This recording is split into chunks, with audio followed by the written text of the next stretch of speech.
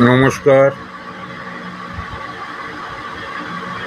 আমি রতন চলে এসেছি আপনাদের কাছে রামবাবুর খেলা নিয়ে। আর ফটাফট জয় মা কালী। আজকে 8/4/2025 চ্যালেঞ্জ ফিগারের টিপস নিয়ে চলে এসেছি আপনাদের কাছে।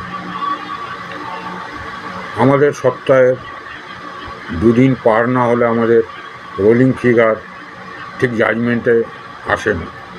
তাই আজ পর্যন্ত সপ্তাহের দ্বিতীয় দিনে 4টে বাজি টু বাজি ফিগার দেওয়া রইল।